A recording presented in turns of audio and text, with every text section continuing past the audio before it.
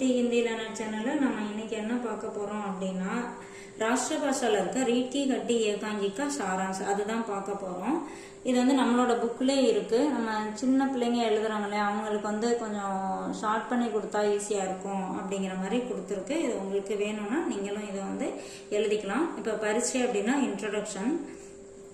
जगदीश चंद्र माथुर द्वारा लिखित रीट की हड्डी एकांगी समाज में प्रचलित लड़की देखने की प्रथा और स्त्री शिक्षा के प्रति संकीर्ण सोच पर कटाक्ष करती है। அதாவது இதுல என்னன்னா ஜெகதீஷ் சந்திர மாத்தூர் அவங்க எழுதுன இந்த ரீட் கி கட்டியில எதை வெளிப்படுத்திருக்காங்க அப்படின்னா லட்கி தேக்னா அப்படின்னா பெண் பார்க்கறது, பொண்ணு பார்க்கறோம் அப்படின்னு சொல்றாங்க இல்லையா, அந்த ஒரு விஷயம். அதை பத்தியும் பெண் கல்வி, ஸ்ரீ சிக்ஷா அப்படின்னா பெண் கல்வி, அதை பத்தி இருக்க ஒரு குறுகிய மனப்பான்மையை இங்க விமர்சனம் பண்ணியிருக்காங்க இந்த நாடகத்துல.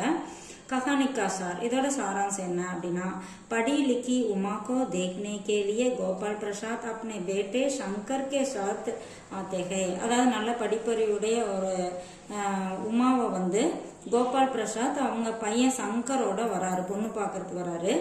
उमा के पिता उसकी शिक्षा छिपाने का प्रयास करते हैं। உமாவோட அப்பா அந்த பொண்ணு படிச்சிருக்கிற விஷயத்த மறைக்கிறதுக்கு முயற்சி பண்றாரு. प्रयास அப்படின்னா முயற்சி. क्योंकि लड़के वालों को कम पढ़ी लिखी लड़की चाहिए। ஏன் மறைக்க பாக்குறாரு அப்படின்னா அந்த மாப்பிள்ளை வீட்டுக்காரங்களுக்கு படிப்பறிவு கம்மியா இருக்க பொண்ணு தான் அவங்க விரும்புறாங்க. उमा को गाने और अपने गुण दिखाने के लिए मजबूर किया जाता है। உமா நல்லா பாட்டு பாடுவா, அப்புறம் நிறைய அந்த தையல் அந்த மாதிரி நிறைய விஷயங்கள் அவ தெரிஞ்சு வச்சிருக்கா. அதை வெளிக்காட்ட சொல்லி அதை காமி, உனக்கு இதெல்லாம் தெரியுமா, அதை எப்படி பண்ணுவ, அந்த மாதிரி பாடி காமி, அந்த மாதிரிலாம் மஜ்பூர் கியா ஜாத்தா ஹைனா கட்டாயப்படுத்தப்படுறா. லேக்கின் வகை இஸ்கா விரோத கர்த்திகை. ஆனா இந்த பொண்ணு உமா அதுக்கு எதிர்ப்பு தெரிவிக்கிறான். அது பிடிக்கல அந்த பொண்ணுக்கு. நம்ம இதை பண்ண அதை பண்ணன்னு கட்டாயப்படுத்துறது அந்த பொண்ணுக்கு பிடிக்கல. உமாக்கா வித்ரோக அவளோட எதிர்ப்பு, உமாவோட எதிர்ப்பு. ஜப் உமாக்கோ பார் பார் பர்கா ஜாத்தா ஹே. அது உமா அப்பப்ப என்ன பண்றாங்க, அவங்க சோதிக்கிறாங்க. இதெல்லாம் தெரியுமா, அதெல்லாம் பண்ணிக்காமி, இது எப்படி அப்படிங்கிற மாதிரி அந்த பொண்ணை சோதிக்கிறாங்க. தோ வகு கஹ்தி ஹே. அப்போ அந்த பொண்ணு சொல்றான், ஜப் சாமான் बेचा जाता है तो उससे नहीं पूछा जाता। ஒரு பொருள் விற்கும் போது அந்த பொருள்கிட்ட எதையுமே கேட்கறது இல்ல. இவன் ஏன் இப்படி சொல்றான் அந்த பொண்ணு அப்படின்னா, இது பொண்ணு பாக்குற மாதிரி வரல. ஏதோ சாமான விலைக்கு வாங்கும் போது அதெல்லாம் எப்படி இருக்கு, நல்லா இருக்கா, அந்த மாதிரிலாம் செக் பண்ணுவாங்களே, அந்த மாதிரி பார்த்தனால இந்த பொண்ணு சாமான விற்கும் போது இல்ல வாங்க போகும்போது அதுகிட்ட எதையுமே கேட்கறது இல்ல. फिर लड़की की परीक्षा क्यों ली जाती है। அப்புறம் ஏன் பொண்ணுகிட்ட இதெல்லாம் நீங்க இந்த டெஸ்ட் எல்லாம் வைக்கிறீங்க, இந்த கேள்வி எல்லாம் கேட்கறீங்க அப்படிங்கிற மாதிரி கேட்கறாங்க. वह शंकर के गलत चरित्र का भी खुलासा कर देती है।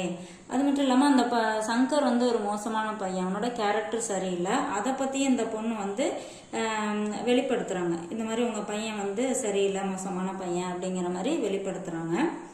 நாரி சம்மான் கா சந்தேஷ். நாரி சம்மான் அப்படின்னா பெண் மரியாதை, அதை பத்தி என்ன விஷயம் கொடுத்துருக்காங்க. சந்தேஷ்னா மெசேஜ். உமா ஆத்ம சம்மான் கே சாத்து ககத்திகை. உமா சுயமரியாதையோட சொல்றாங்க. என்ன சொல்றாங்கன்னா, உஸ்னே बीए तक पढ़ाई की है और यह कोई अपराध नहीं है। நான் BA வரைக்கும் படிச்சிருக்கேன், இதுல எந்த குற்றமும் இல்லை. अंत में वह गोपाल प्रसाद से कहती है। கடைசியா அந்த பொண்ணு உமா கோபால் பிரசாத் கிட்ட சொல்றாங்க, மாப்பிள்ளையோட அப்பா சங்கரோட அப்பா கிட்ட சொல்றாங்க, कि वे अपने बेटे से पूछे, நீங்க உங்க பையன்கிட்ட கேளுங்க, कि उसमें रीढ़ की हड्डी है या नहीं, உங்க பையனுக்கு முதுகெலும்பு இருக்கா இல்லையா அப்படின்னு நீங்க கேளுங்க அப்படின்னு சொல்லி சொல்றாங்க. கோவமா சொல்றாங்க. அப்படின்னா உங்க பையனுக்கு அதாவது சுயமரியாதை இருக்கா, அந்த மாதிரி ஒரு கோவமா கேட்கறது, முதுகெலும்பு இருக்கா இல்லையான்னு கேளுங்க அப்படின்னு சொல்லி இந்த பொண்ணு கடைசியா சொல்றா. அடுத்த நிஷ்கர்ஷ் அப்படின்னா அதோட முடிவுரை. ஏகாங்கி நாரி சிக்ஷா. இந்த ஏகாங்கி இந்த நாடகம் நாரி சிக்ஷா அப்படின்னா பெண் கல்வி, ஆத்ம சம்மான் அப்படின்னா சுயமரியாதை, அவர் சமாஜிக்கு தோஹரி மானசிக்தா பர் பிரகாஷ் கர்த்தி ஹை. அதாவது சமுதாயத்துல இருக்கிற இந்த இரட்டை மனநிலை அப்படின்னு சொல்லுவாங்க. அதாவது எதையும் ஏத்துக்க மாட்டாங்க, அந்த மாதிரி ஒரு ரெண்டு மனநிலையா இருக்கிறது, அதை பத்தியும் இதுல வெளிப்படுத்தியிருக்காங்க.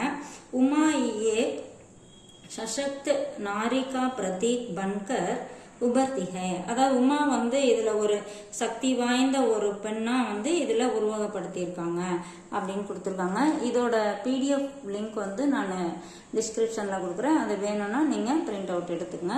உங்களுக்கு ரொம்ப யூஸ்ஃபுல்லா இருக்கும்னு நினைக்கிறேன். தேங்க்யூ.